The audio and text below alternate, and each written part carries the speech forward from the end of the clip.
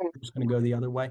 Again, thank you all so much for being with us for this very exciting CTIPP CAN call. It is the first in a 4-part series that will be gearing up advocates in a community of practice type of model in preparation to take independent and collective action that is working to advance the trauma-informed movement in 2025 and beyond. We invite you all to come with your own policies and practices that you want to advocate for if you have any. And if you don't, that's okay. One of two, and very potentially both, things can happen if you find yourself in that bucket. First, as we move through this series, it's our goal to create conditions of empowerment and safety that inspire you to perhaps research new ideas, and over the next few months, you may find something that inspires you to act on it. Additionally, we at CTIPP lead federal advocacy around a few specific policies that we would be thrilled if you took as part of your key efforts. These 4 months will begin to pilot where we see a key part of CTIPP CAN, our community advocacy network, going in the future. At first, CTIPP CAN calls were small and brought together advocates to have open discussions about what was happening at the federal, state, local, and tribal levels across the country, and connecting advocates to troubleshoot specific ideas. Then when COVID hit, numbers grew and they became more webinar-like, where guest speakers would share how trauma-informed policies and practices were being implemented in a variety of different contexts. And then most recently, as CTIPP grew its staff, we presented on toolkits and resources that we were developing to support advocates in a variety of different contexts to advance trauma-informed approaches. Now, we're sort of bringing all of that together, guided by our belief and understanding that we are, as a movement, as strong as our network is active, that with the resources developed over the past several years, we do not need to continue giving the same presentations, but rather using this knowledge to support the integration and mobilization at local, tribal, state, and federal levels, and that what we crave at this point more than just knowledge is connection as we work to advance a relatively young and exceedingly critical movement aimed at making our world a better place. Before we get into the structure of the call and the content of this first call, I want to take some time for us to get to know each other. I, as well as my colleagues Antron and Laura, who will support elements of this series, will start. I'll be the lead for this series, and Antron is going to be the lead for our youth advocacy series. We are building this new advocacy work for CTIPP with the communication support of our colleague Laura and from the work of our former colleague Whitney Maris. Many of you know me already, but for those of you who do not, my name is Jesse Kohler, and I have the true privilege of getting to serve as CTIPP's executive director. Even those of you who know me well may not know that my official start with advocacy happened when I was 14 years old. I was on a robotics team that wound up winning a lot, and we went to Tokyo, which is a great story, but not at all the purpose of this conversation. It was about a year or so after the film An Inconvenient Truth came out, which brought great anxiety to myself, as it did for many. And the first LEGO League, which was the name of the robotics league that I participated in, announced that the theme for that year was clean energy. We supported a local state representative to introduce Act 1 during a special session at Pennsylvania's state legislature, which provided for alternative sources of energy and established programs to support that end. It did not pass, but the process of turning my anxiety into passion that fueled my advocacy is something that has stayed with me for my entire life and has informed the trajectory of my career. As is true for so many people in this movement, I have a trauma history with complex PTSD. Another truth in my story is that I had the great blessing of being raised in a family that was able to provide for me and loved me tremendously. I tell people all the time that I am rooted in love, which helped me move through the adversities that I experienced. At Oberlin College, I saw how privilege had supported me through my life, including some of my most traumatic experiences, and volunteered thousands of hours as a public health advocate at Oberlin Community Services. When my career began, I moved back in with my parents and worked in direct service nonprofits in Philadelphia for several years.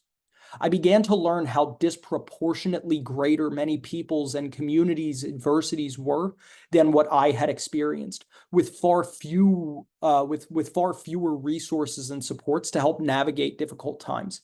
And I knew how tough it was for me to move through my own traumatic experiences. For example, when I was working at the public high school in Philadelphia, one student lost 3 friends to gun violence in that year alone.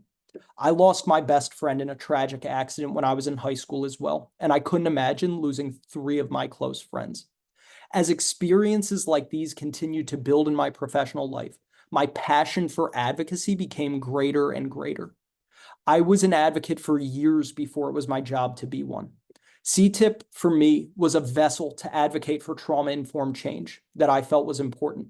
I was fortunate that in the process, CTIPP's founders, including Dan Press, Sandy Bloom, and Diane Wagenhals, among many others, saw something in me and championed me to be in the position that I'm in today. While this position itself may not be scalable, it is my greatest hope that CTIPP serves as a platform to create conditions of empowerment for you and many others to advocate and advance meaningful change. The last thing that I will say is that in addition to serving as CTIPP's executive director on loan and leading our legislative advocacy in DC around the Rise from Trauma Act, the Community Mental Wellness and Resilience Act, supporting the Interagency Task Force on Trauma-Informed Care and other priorities at the federal level, I also run another nonprofit called the Change Campaign.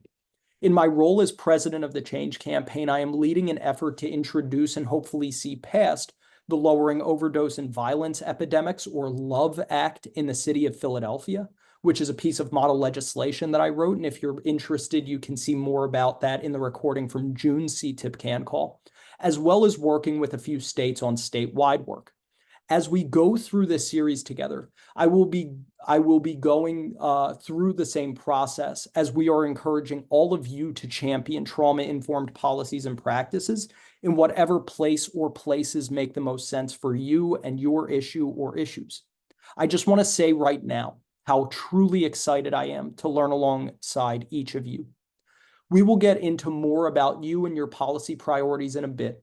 But before we do that, I want for Antron and Laura to quickly introduce themselves to all of you as well. Antron?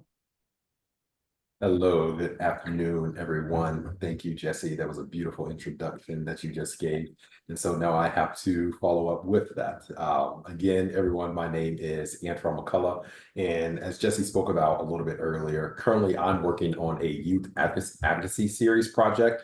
And what that does is it really allows for youth to have a voice to advocate for themselves and others when they're facing challenges that can lead to trauma.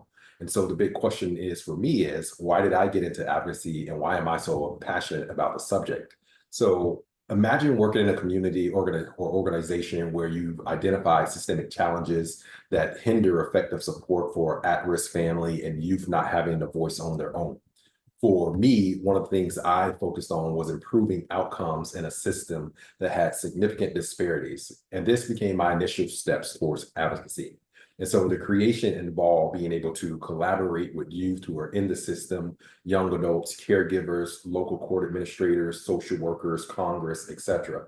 And I saw an opportunity to really improve my work in the trauma-informed spaces by being able to leverage collaboration and cross-sector partnerships and really to streamline services and improve those outcomes. The existing ways of having inclusion were outdated and they were siloed in different departments and the processes that really hindered effective voices within those decision-making that individuals were giving. And so for me, what I did was some of the work that I've done in the past has really helped to lead to policy change around advocacy here in my state here in Florida, where state and county leaders began to really express how strong that support was and how it aligned with even broader initiatives and committing resources to being able to facilitate different implementation.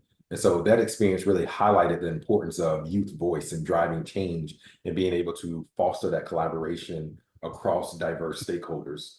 And so that cross-functional initiatives, those projects that I worked on, it really resulted in transformative changes that improved youth and caregiver satisfaction. It gave youth a voice, and it also increased a more inclusive and supportive work partnership between the youth and administrators. And so for me, my philosophy is for centering youth voice and lived expertise is by taking a proactive approach to systems change on different topics such as trauma.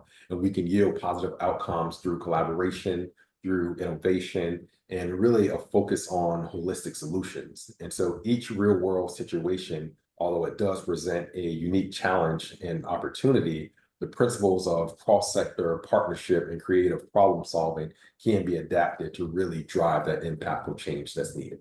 And now I will pass it over to my colleague, Laura. Thanks, Antron. Jesse, do you mind admitting folks while I talk? I got you. Thank you. Hi, everybody. I'm Laura Braden, and I'm so happy to be with you all today. I serve as Director of Communications for CTIPP. I've been with the organization for a little over 2 years. And professionally, I come to this work quite naturally. I've been in communications and public affairs for the last 20 years. So everything from presidential campaigns to oil spills on the Gulf Coast to NBA basketball teams and everything in between. And naturally, my career just sort of progressed into advocacy and issue-based communications, where there's just a lot of storytelling and problem solving around really big, complex problems and challenges that our country faces. And so I met CTIPP at a very interesting intersection of my career where I was focusing a lot more on advocacy issues and also going through some healing of my own. So grappling with grief, I've lost 14 really close friends before I turned 40. Everything from gun violence to cancer, again, to everything sort of in between. And so going through that at the same time as a divorce and having a young child with learning differences and who's on the spectrum, really applying a lot of these trauma-informed concepts and principles to my own life and family, and then getting to be a part of CTIPP professionally and help apply them to systems and industries and sectors has just been a real blessing and a really fun opportunity for me. And so I come to this work with a lot of hope and a lot of enthusiasm, and there's a lot to do, and it all needed to be done yesterday. And it's been really beautiful just to help connect and bring resources together so that we can move the ball forward on a lot of this. So Jesse, I'll turn it back to you. Appreciate you both. And, on behalf of the three of us, we're just so thrilled, like I said, to be with all of you today and as we move forward. So before we get into some more of the content around this CTIPP CAN call, we would love for you to connect with others who are going through this series with you. We're going to do small breakout groups. We're going to try to keep the rooms to about 3 people. And this breakout is going to be very short. It's only going to be 5 minutes here, where we just want for you to introduce yourselves, share what you hope to gain from this series, and if you are already advocating for or plan to advocate for something next year, please feel free to share that as well. This set of breakouts, again, is only going to be about 5 minutes, which I know is not a lot of time, but we are going to have many more opportunities to connect moving forward in this call as well as others. This is just for a short hello to meet and hear from other advocates around the country, and it is critical as we strengthen our advocacy network. Very quickly, we want to overview some community agreements just to ensure that we're creating conditions of safety and empowerment in our breakout rooms as well. We want to ensure that nobody is forced to share anything that they don't want to, while also having space for everyone to share their thoughts. We want to demonstrate respect for others and engage in curiosity around others' perspectives rather than judgment. Be inclusive and make space for others. Speak from your own experiences as best as possible, and in this call and after, we encourage everyone to engage in ongoing self-reflection and doing what you need to take care of yourselves. If you need anything, we will be in this main room and you can reach us here at any time. If you're in a room where others are not present, please let us know. We're going to keep an eye to make sure that nobody's in a room by themselves, but we're not going to be able to tell if folks are signed in and not at their computer or having other sorts of AV issues. So we'll be here in the main room if you need anything, but we'll go ahead and open the breakout rooms for 5 minutes right now. Antron, I think that you posted did you post the pieces in the prompts in the chat? Yes. Mm-hmm. All right, so the prompt should be in the chat, and we will go ahead and open up. Hold on. I'm not seeing those here. Sorry if I'm double dipping, but as Antron opens up the breakout rooms, I'm just gonna, or hopefully the breakout rooms are opened up. Otherwise, we're having a mass exodus of people leaving the call. So come back together here in a few minutes.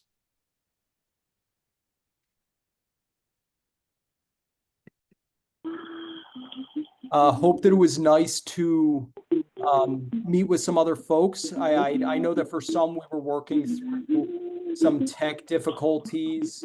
And so apologize for that if that was true in your room, but hope that it was nice to connect and meet with others who are passionate about advocacy.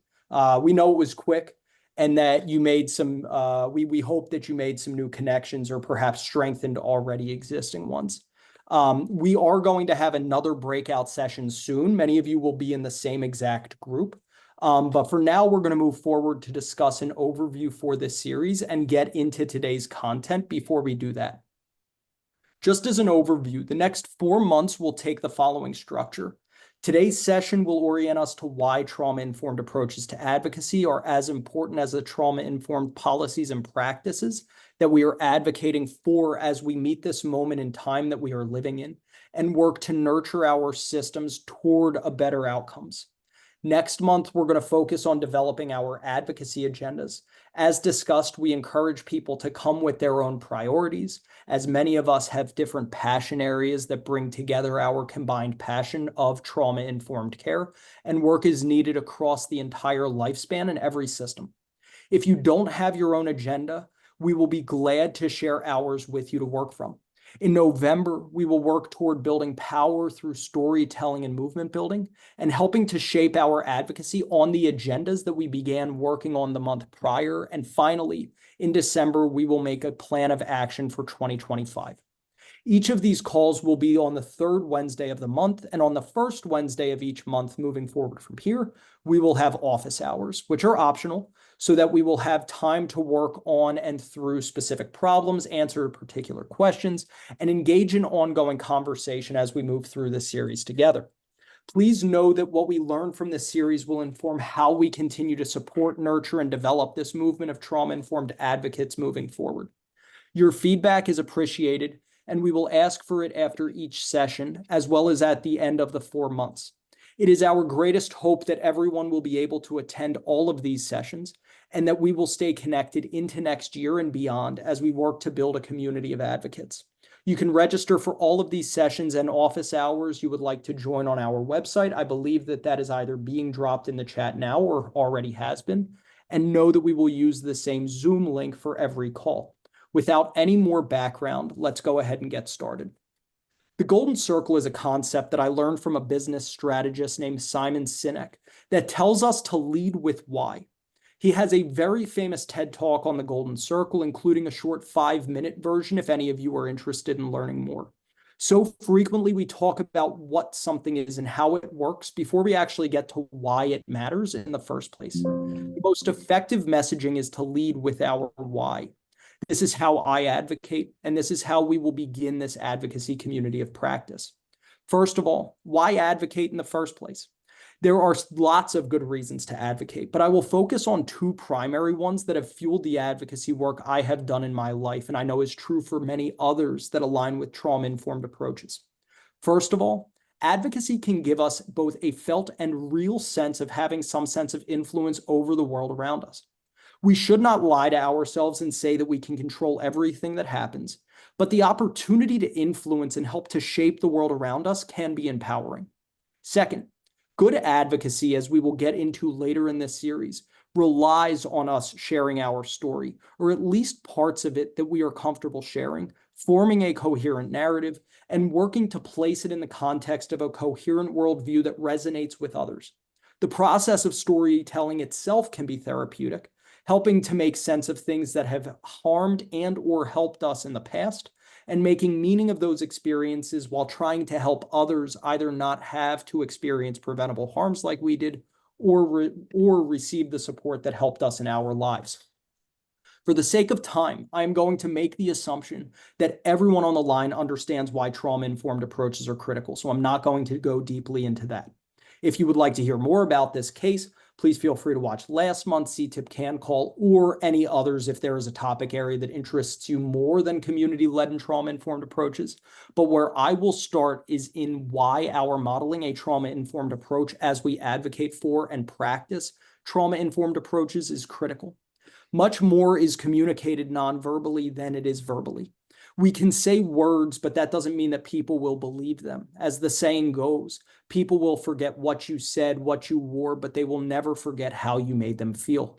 Trauma-informed approaches, in addition to the myriad other words besides trauma-informed, such as healing-centered, that are discussing the same or very similar things, is about, at some level, us being more human with one another.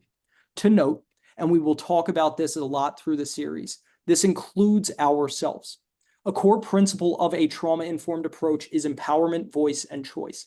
This means that a trauma-informed advocate does not hope or try to force people to think a certain way. We work to present irrefutable information. Of course, we are working to make positive change happen in the world around us, unapologetically so. But we also have to respect that others have the right to voice, choice, and empowerment as well. We understand that everyone has their own sets of environments, experiences, and interpretations that shape the lenses through which they see themselves and the world around them. And we approach that with genuine curiosity and compassion rather than judgment and shame. In a field that is fundamentally oriented around the importance of relationships, we understand that we are working to develop healthy relationships with a wide audience of people. And showing this curiosity and respect is a critical element in developing those relationships. Modeling this, in addition to discussing it in our advocacy, increases the long-term prospects of how the paradigm is applied across settings. In order to do this, we must be aware of and process our own biases, understand how our own experiences may show up and impact our ability to really be present and accepting of others. And while the expectation is never to be perfect in this approach, as we recognize that being trauma-informed requires a commitment to an ongoing process of learning and growth, we must be willing to critically examine our own tendencies to make space that creates conditions of empowerment and safety, which is another principle of being trauma-informed, so that others are able to do the same. This movement is not only for some people or some communities. This movement is for everyone. It has the power to bring people who are currently unable to converse together through a new paradigm that allows us to see that we have far more in common than we do different, which is not just critical for addressing the problems that we care dearly about, but also so many others that require us to be able to come together to implement solutions. I know this may be difficult to envision in today's world, but we will get to the roots of what is driving this division in a bit. The power of focusing on the method and approach to advocacy, in addition to the policies and practices we advocate for, is perhaps best illustrated, I believe, by looking at the civil rights movement. Advocacy institutes were set up and people were trained not just in specific issues, but famously in nonviolent communication as a method of advocacy. Difficult simulations were conducted to train people to remain calm in the face of abuse and other torturous circumstances to advance the causes that they believed in. This brought about a network that made strategic advocacy possible, and there are many examples of this kind of success throughout the movement that led to landmark legislation, and the fights to continue advancing civil rights have continued ever since. Using a very different political movement as another example, a well-known quote from Lewis Powell's memo to the Chamber of Commerce in the early 1970s that fueled a movement to advance free enterprise and business interests implies a similar approach to a coordinated method of advocacy. Quote, "Strength lies in organization, in careful long-range planning and implementation, in consistency of action over an indefinite period of years, in the scale of financing available only through joint effort, and in the political power available only through united action and national organizations." This is the type of coordination that we are aiming to bring to the trauma-informed movement, both through the federal policies we champion that we hope you and others will champion to your elected officials, as well as those other areas that you are leading in, as we work toward coordinated action that builds a movement beyond any one single policy. Our world is in desperate need of trauma-informed advocacy, as we can see by the current state of affairs. Why are we in the position that has moved us so far from being able to communicate with our neighbors, family members, and others that we share a community with? Through a trauma-informed lens, we want to view trauma not just at an individual level, but also across the social ecological framework. We are about to dive into a few terms that will help us answer the question, not what is wrong with our society, but rather what has happened to it. We argue that many of the problems that we observe in our society, particularly when discussing political turbulence we are experiencing, are the result of collective traumatic reenactment. We are not trying to blame or shame any single person or group of people, but rather share accountability and responsibility across false binaries that permeate our social world so that we can move beyond the forces that perpetuate our society toward downfall. The goal is to promote unity in order to best confront the challenges we face from the micro to the macro. Whether at an individual level or looking at our society as a whole, trauma can lead to fragmentation. We see that all around us. An example is that I will never forget the hoops that constituents had to jump through at the community center that I worked at to just receive basic services because different parts of our government didn't communicate with one another. Trauma, as it takes us out of our cortex, whether individually or collectively, can create false binaries, black and white options, when usually there's a full spectrum, as well as a lack of forward vision, something we love our prefrontal cortices for, and difficulty trusting. We need transformation because of the impacts of trauma across all levels. So let's develop some common definitions that can help us understand this better. The first will be collective trauma, and we will use Erikson's framework with this term. The extremism and hardening notions of the other across ideological lines can be the result of collective trauma. The multidimensional nature of such extremism is indicative of more than one collective trauma that influences these reinforcing barriers, prohibiting the development of a cooperative society. Collective trauma may be the result of a single event, the blow to the basic tissue of social life, in Erikson's definition, but is often the chronic stress that, while gathering force, slowly and insidiously generates a gradual realization that the community no longer exists as an effective source of support. As Erikson goes on to describe, when collective trauma occurs and is unresolved, often I continue to exist, though damaged and maybe even permanently changed. You continue to exist, though distant and hard to relate to. But we no longer exist as a connected pair or as linked cells in a larger communal body. Of course, we have seen that when collective trauma occurs, when the right supports to process the experience or experiences and our grief are in place, the collective post-traumatic growth and post-traumatic wisdom can bring people and communities closer together. But far too frequently, we know that this is not the case. Cultural trauma is different, though they can be related. And to help us understand cultural trauma, we're going to work off of Smelser et al.'s framework. Smelser's definition of cultural trauma, or as culture as a system, necessitates the linkage among those whom it is comprised of. So Erikson's definition about the impact of collective trauma, at least when it is unresolved, can deteriorate culture itself. Unlike the insidiousness of collective trauma, a cultural trauma refers to an invasive and overwhelming event that is believed to undermine and overwhelm one or several essential ingredients of a culture or the culture as a whole. Three things that occur in qualifying as a cultural trauma are: it must be remembered or made to be remembered. The memory must be made culturally relevant, that is represented as obliterating, damaging, or rendering problematic something sacred, usually a value or outlook felt to be essential for the integrity of the affected society. And the memory must be associated with a strong negative affect, such as disgust or shame.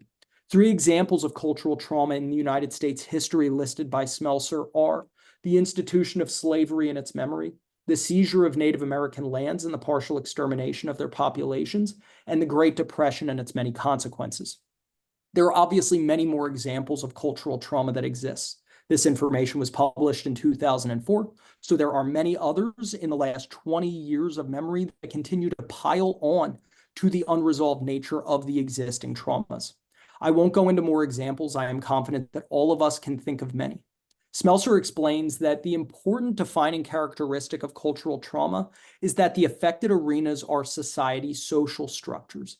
A claim of traumatic cultural damage must be established by deliberate efforts on part of cultural carriers.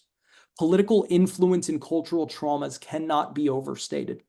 Politics often has influence over the creation of cultural trauma and can also continue to leverage the allegiance and/or paralysis that the cultural trauma elicits and are in many ways responsible for the trauma vortex that perpetuates.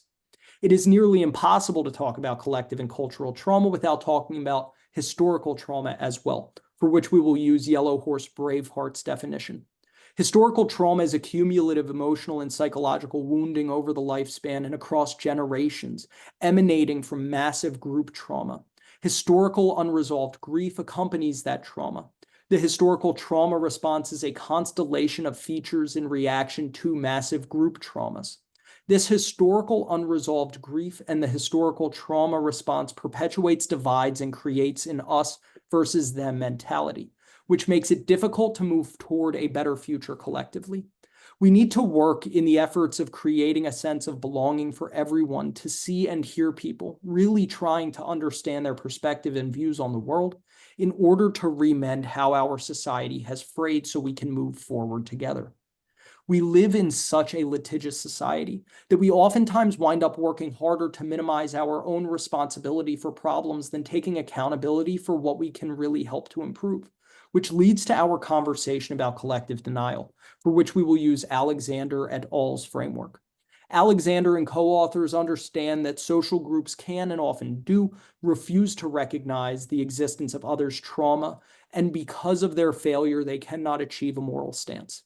All sides tend to deflect responsibility of the issue to the other and fail to recognize or address their perpetuation of the collective and cultural traumas that we are experiencing as a society. Perhaps we are experiencing them through different lenses, but we are all experiencing them nonetheless.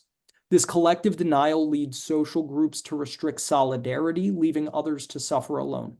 In complex groups, we are all someone else's other. So we all wind up at some level suffering alone and isolating.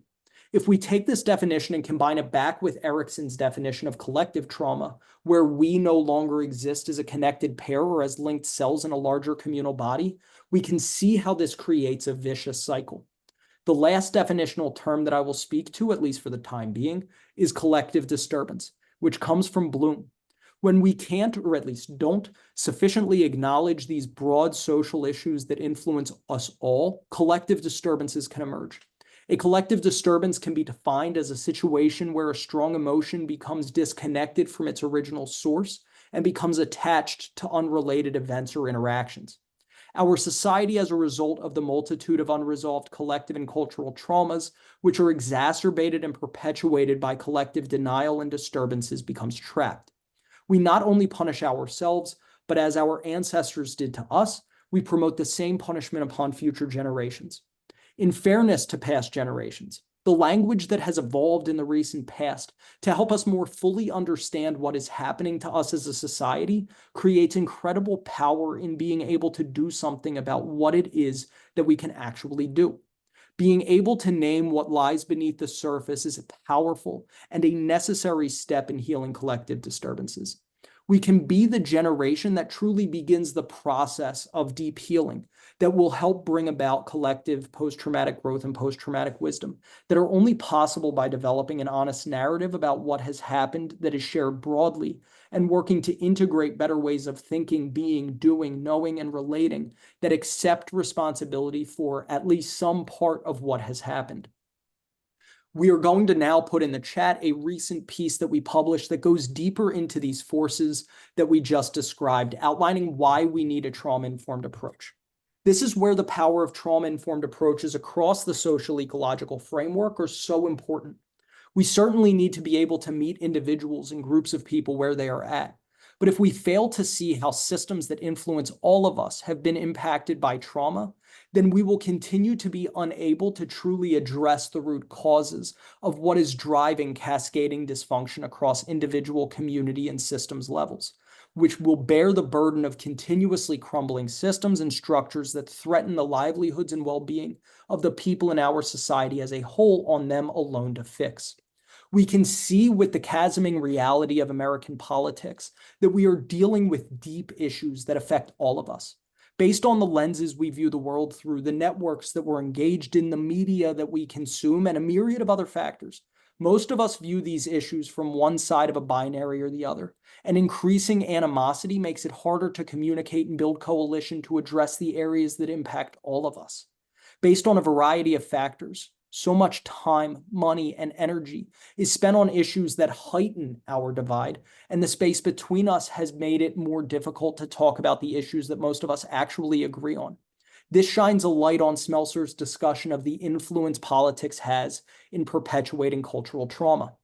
The good news is that we know the methods that can help us take a powerful step forward together, which will help us uncover new horizons to work toward that we are currently unable to see from the place our collective and cultural traumas have kept us stuck in.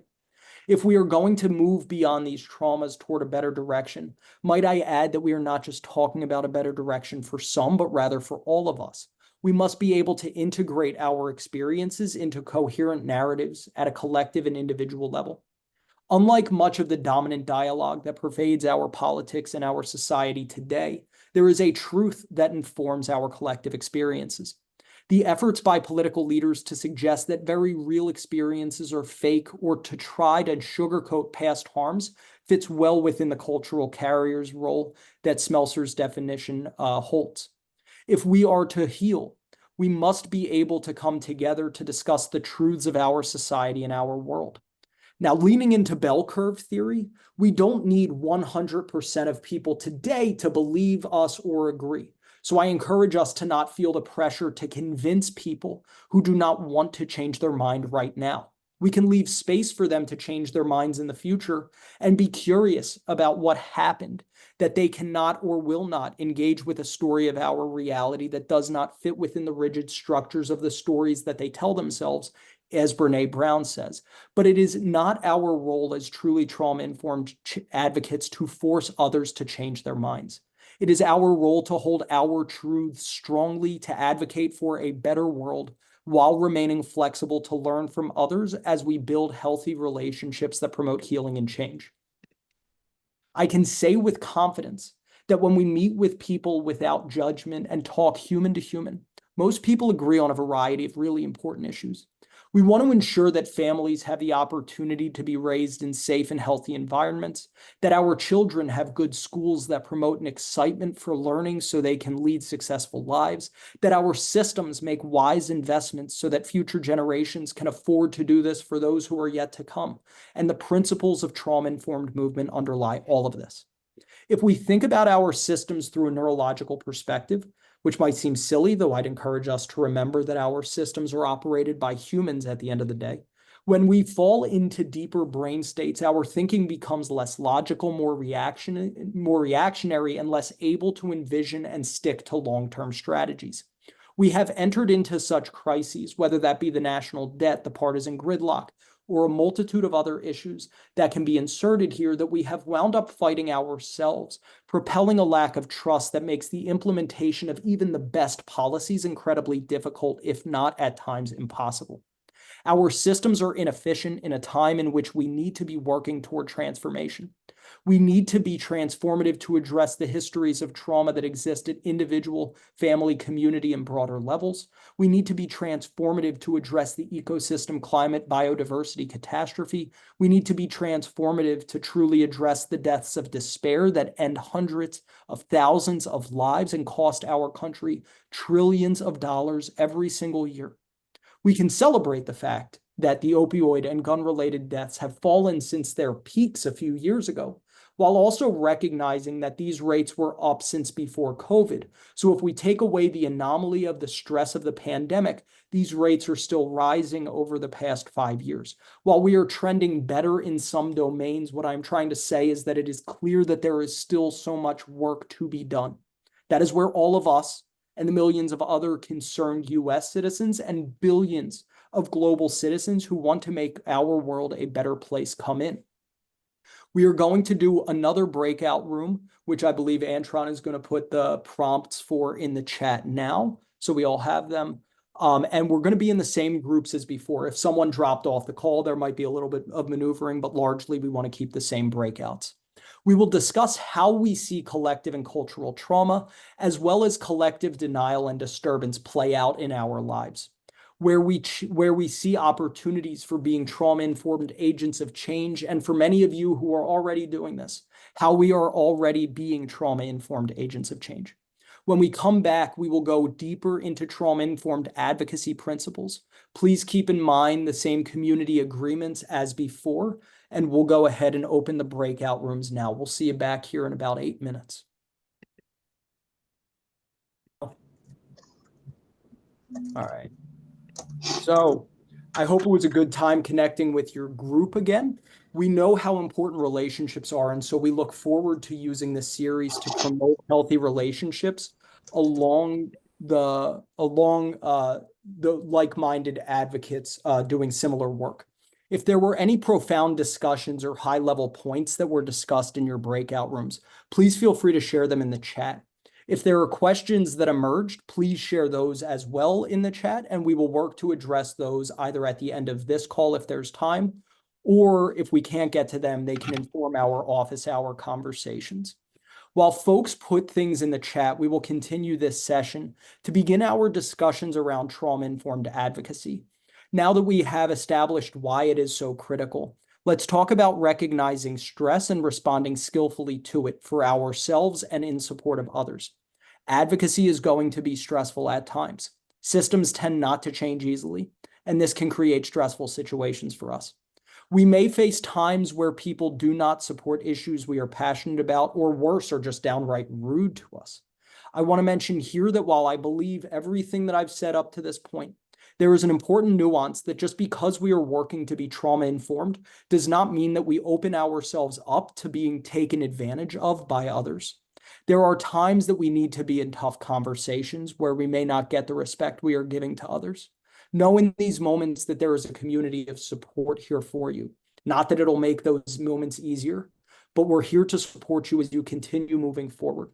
The first thing we are going to discuss is being trauma-informed advocates is actually giving ourselves the love and care that we work to provide for others. We are in the early stages of a movement that is working to transform change or toward transformative change, and it is going to take time. So we need to care for ourselves throughout this process to reduce the likelihood of burnout both for ourselves and others. The first activity we are going to do, which has been an important tool used by many, is developing a safety plan. We will go over this pretty quickly, so I encourage you to also check out the video that Antron's going to put in the chat, which Sandy Bloom made talking about developing a safety plan. In addition to the video that will walk you through creating your own safety plan, Impact Services in Philadelphia uses the safety plan that we are putting in the chat here, and we will use to quickly go through at least the beginnings of the exercise, which is actually derived from the safety plans that Sandy developed from her work as a medical doctor. We will only take a couple minutes here to begin jotting down ideas, but the video is 8 minutes long and goes deeper than what is on the card. But what we're going to do here is a good place to start. We will write one thing that we can do on our own, or think about one thing that we can do on our own that can help us regulate ourselves. Mine is what I call wave breathing, where I imagine myself breathing along a wave curve for as long as I need up to infinity, though as you can tell, I've never actually gotten that far. And it helps me feel centered and connected to nature. This is something that I can resource from within myself. There are other breathing and regulation exercises we can do on our own, or other practices that you may prefer. But make a note of something that you can come back to when you start to feel activated. And next, we will put 2 things that require another person, place, or thing to accomplish. For me, the first thing that I do, which has always been a great presencing exercise for me, is carrying a baseball. And I go through different pitch grips, and it helps to calm me down. The second thing I love to do is spend time with or call a loved one. And it's even better if I can do this while going for a walk.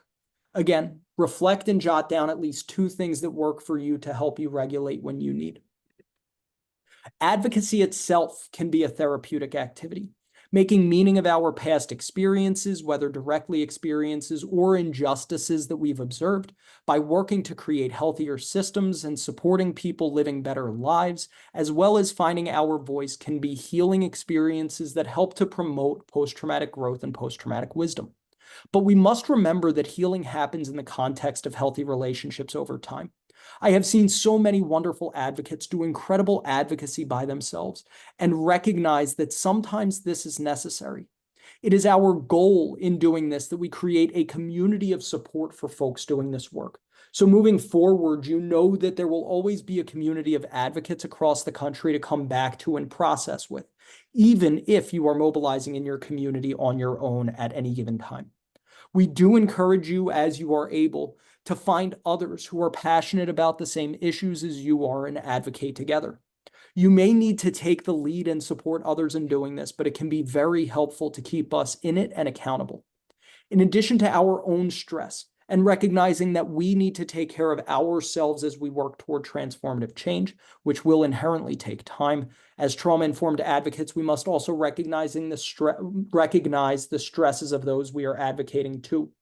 Generally, for legislative staff, as an example, we would be meeting with people with a tremendous amount of legislative activity and who may have a dozen and sometimes more meetings in a single day. While trauma-informed policies are becoming more prevalent, there is still a reality that it may not be the priority, at least not yet, for many staffers. While we often feel, and rightfully should, as the passion we feel can fuel momentum toward our goals, a tremendous amount of urgency around the issues we advocate for, we must be mindful to meet people where they are at. While we should want things to happen as soon as possible, I know that I do, we must recognize that it might take several meetings for people to fully grasp the work that we are asking of them, alongside follow-up. Because we know that relationships are so critical in this work, we must never forget that those we are advocating to deserve the same relationships we know are transformative for others. Being thoughtful and kind, ensuring that we are prepared and respectful to their time and their needs, can be really important as we bridge divides where they exist if needed and work to achieve our goals. As we work to operationalize the 6 principles of a trauma-informed approach, we must consider setting and maintaining boundaries for ourselves to ensure we are creating conditions of safety as we move forward, as well as creating conditions of safety for others. To open up and ask questions, to process their own experiences that can bubble up as we discuss the impacts trauma has on us as individuals and on our society and systems at large, to provide us with their honest feedback and thoughts that can be so valuable as we move forward. Advocacy is an incredible opportunity to operationalize voice, choice, and empowerment, as we discussed earlier, and it can be important to consider how we are creating the same opportunities for others. Sometimes it can be valuable to bring other voices into the conversation. In addition to the relationships that I brought up earlier as so important to our advocacy over the long term, other perspectives can also enhance our advocacy efforts by creating a more complete picture of the issues that we are discussing. This can promote peer support as well, as we work as a group, and can also fit into operationalizing cultural, gender, and historical issues, as we may recognize that we cannot speak to all of the ways that trauma permeates our society as well as others can. Creating a diverse array of perspectives and voices can enhance our advocacy and, when we do it thoughtfully, can enhance how we are promoting trauma-informed principles in a number of ways. This is one of the reasons, in addition to this advocacy series that we're doing here that you are all a part of, we are promoting youth advocacy as well, like Antron talked about earlier, to uplift their wisdom, voices, and perspectives into this work over time and create a multi-generational movement. Operationalizing trustworthiness and transparency is critical. We want to be honest to those we advocate to. If we do not know something, it is always better to say that you will look it up and get back to them than to make something up. This also means that we are open about what we think needs to happen, which can put us in a powerful position as advocates. Finally, operationalizing collaboration and mutuality is crucial as we collaborate with others we are advocating alongside, as well as collaborating with those we are advocating to. I will get into more stories about the power of collaboration like this as we move forward in the series. In addition to these 6 principles from SAMHSA's framework, we encourage you to incorporate other principles that help you operationalize a trauma-informed approach. Different communities and organizations have different principles and values that they may bring into this work. One more principle that we always encourage at CTIPP is an ongoing commitment to learning and growth. We can always learn something new and work to get better, and this is an especially important frame during advocacy. It is critical in policy and practice to do what we believe is best, while having the curiosity and critical thought to consider what is working well, what can use improvement, and adjust accordingly. Practicing trauma-informed approaches in our advocacy is so important because we need to be congruent with the model that we are promoting. We are called to be the change we want to see in the world, so we must work to be trauma-informed ourselves. Seeing the humanity in each other helps to build relationships that lead to change, and as well as break through the divides that cause gridlock that can make implementing new policy or practice difficult in some circumstances. Seeing the humanity in others can help them see the humanity in us. And it is critical having our trauma-informed lenses to be able to better analyze, if not sometimes understand, what is driving the issues that we are working to address. As I mentioned earlier, it can be so helpful to look at our society and ask what has happened rather than what is wrong with it. This paradigm shift we work to nurture can lead to new ideas about how to address what is driving dysfunction. It is critical that we show people why a new way is better, as we work toward how and what needs to be done to make that happen, which brings us back to the golden circle that we discussed earlier. As we move forward in this series, we will work on effective storytelling for advocacy, which can be a great way to actualize and operationalize the golden circle. I saw some love for Simon Sinek in the chat earlier. I love it. But we will get to that more during the 3rd session of this series, as well as developing our agenda, which we will get to during next month's call.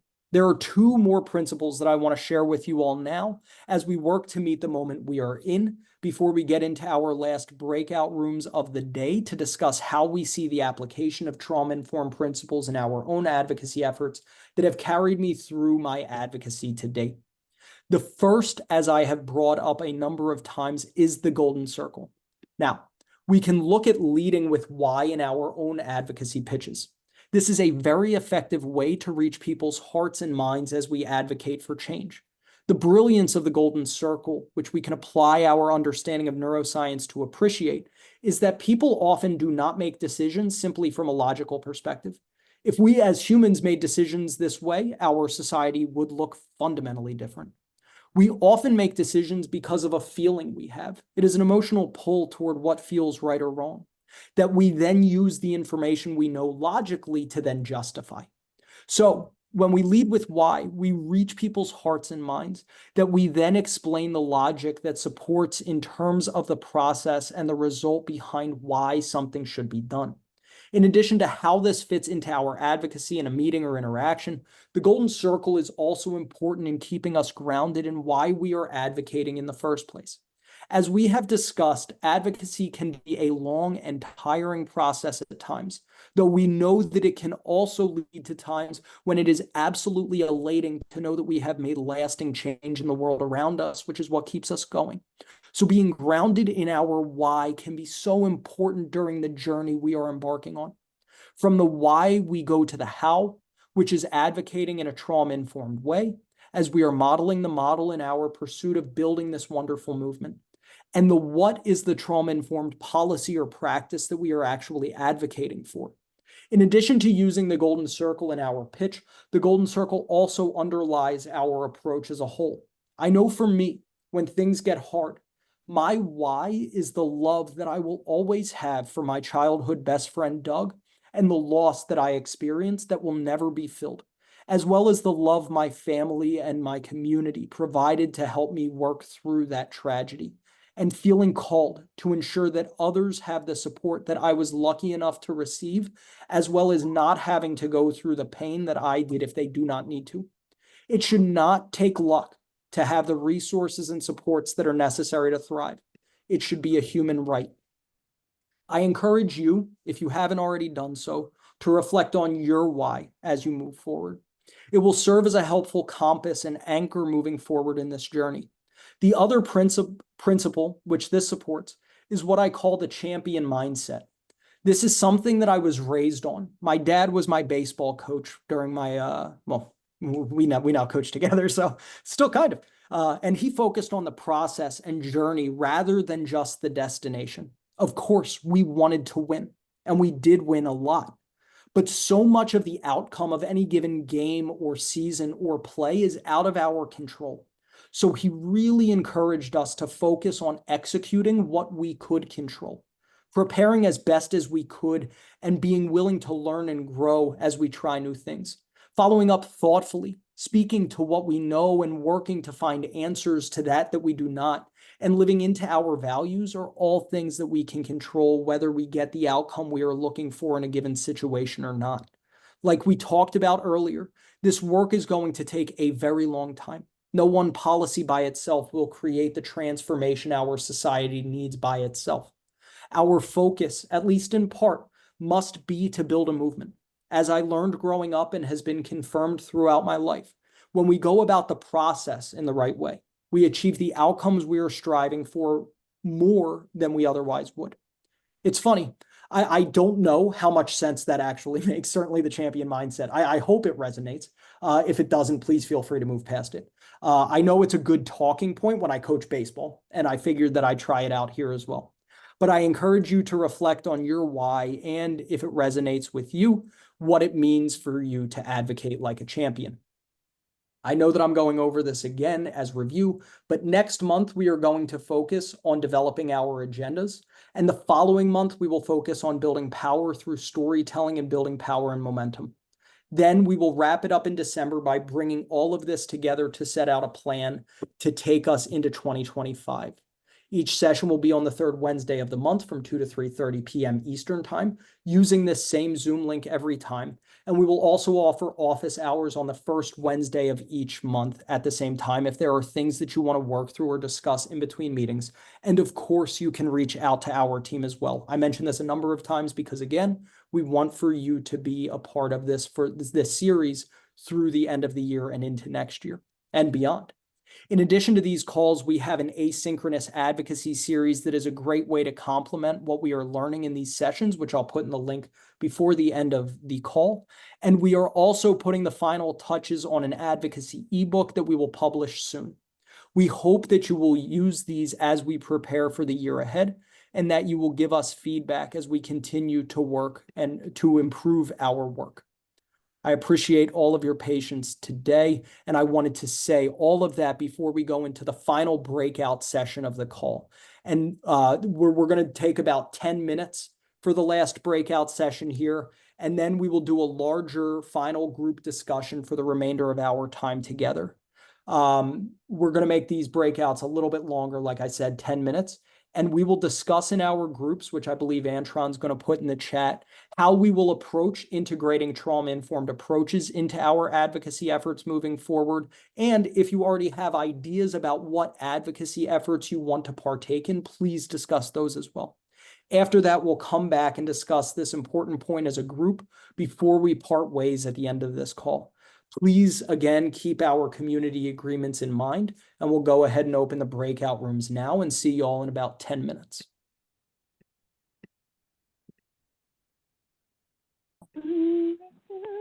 Welcome back, everybody. I hope that the breakout rooms were a nice opportunity to connect.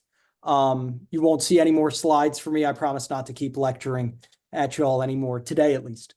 But excited to hear if anybody has any thoughts, reflections from breakouts, anything that we learned. Feel free to come off mute. I know that we're getting close to 3:30, so I'll just quickly say that we will go ahead and one more time put the reflections in the reflection activity in terms of like y'all telling us how this CTIPP CAN call went. We'll put that in the chat one more time before y'all leave. So if you have to leave at 3:30, by all means, please do if we keep going on longer. Appreciate that, Antron. I was not looking for the word reflection. I was looking for the word feedback. So thank you for that. But open it up to all of you, how the conversations were, what y'all are thinking.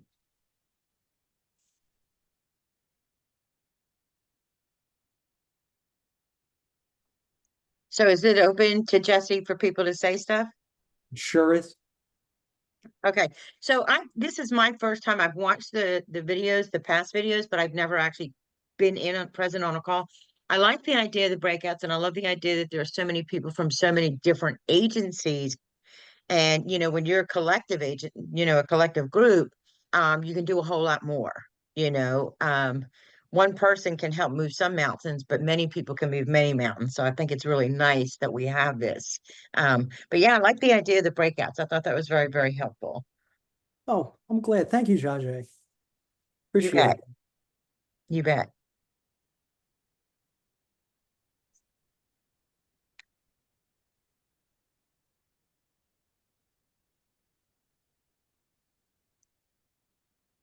I love that, Kimberly. Thank you for sharing that. I encourage all y'all to practice self-care on the calls, after the calls, moving forward. That's Yeah. great.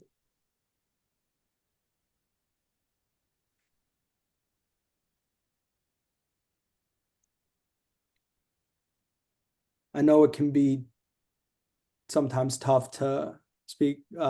If anybody wants to come off, feel free to cut me off. I usually count to 10. I don't want to force people to just wait in silence for too long. So I'll go ahead one more time. There is no pressure to say anything, but just want to open up that space again. If anybody has any reflections to share with the group from breakout rooms, from the call generally, anything else we're thinking or feeling. One thing that, hi, my name is Marisol. One thing that we shared in the breakout room and that my breakout room friends were able to help me reflect on and talk about was how sometimes finding your why or going inward to really explore your why can be maybe a challenge in itself. Scary if it is kind of rooted in some sort of traumatic experience or just vulnerable in general. So, if, that might be part of this is it can be difficult for yourself to explore your why. And then on top of it, share your why with other people, share that story that you have or whatever it is to a larger group to kind of, bring an advocacy angle to it. It's just very vulnerable. So I think that's something that we reflected on and that I'm going to be remembering as I take this work forward when I'm asking people to connect with my why or explore their own purposes. So, yeah. Thank you for sharing that. That's really important, and we'll be more thoughtful about that too moving forward. I appreciate that. Yeah, it's great.